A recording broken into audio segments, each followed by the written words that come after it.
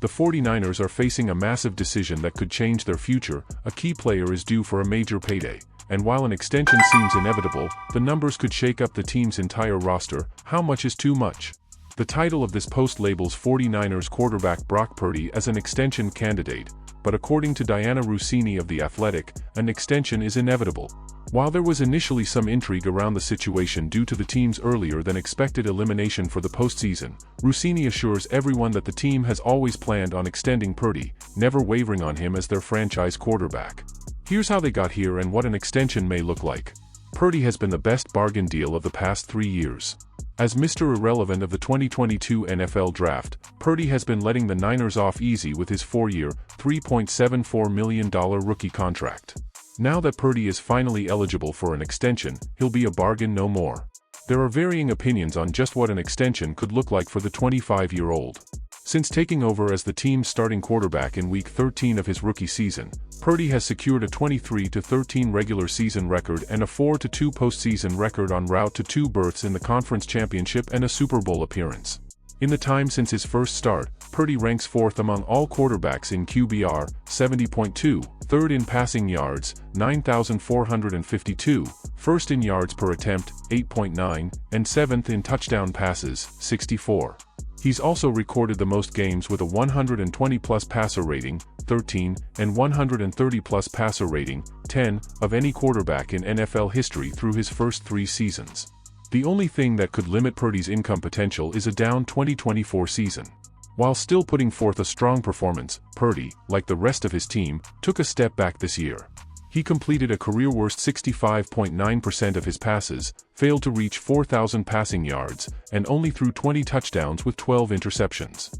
Additionally, Purdy understands that the more he makes, the fewer good players can surround him. With offensive stars like tight end George Kittle, left tackle Trent Williams, and wide receivers Deebo Samuel and Brandon Aiyuk, as well as defensive playmakers like linebacker Fred Warner and defensive end Nick Bosa, taking up the top portions of the salary cap, Purdy may need to be mindful of just how much his salary could affect that. According to Dan Graziano of ESPN, some league sources believe that his contract could be built around that of Daniel Jones from 2 years ago, 4 years, $160 million. Adjusted for inflation, Graziano predicted a 4-year, $196 million deal with $112 million guaranteed at the end of January, which would slot Purdy at 10th in average annual salary for quarterbacks. A week later, Graziano sources were making a case that Purdy's deal should be able to rival the likes of those of players like Jaguars quarterback Trevor Lawrence in salary.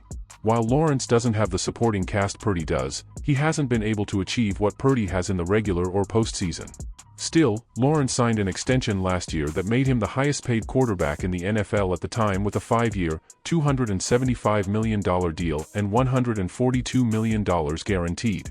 Now, are the 49ers going to give Purdy $55 million per year or even match or top Cowboys quarterback Dak Prescott at the top of the pay scale with $60 million per year?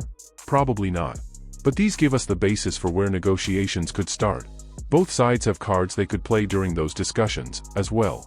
Purdy has seen plenty of examples from his teammates on how to hold out for a new contract, something he mentioned may be a possibility, per ESPN's Nick Wagoner.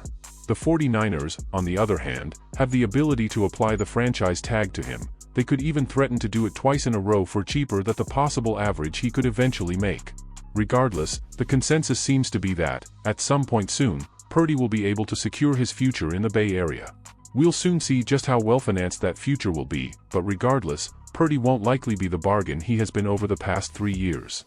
Purdy's getting paid, it's just a matter of how much. The 49ers have a big decision ahead, and it'll impact the whole roster. What do you think? Should they break the bank or keep it reasonable? Drop a comment and don't forget to like the video.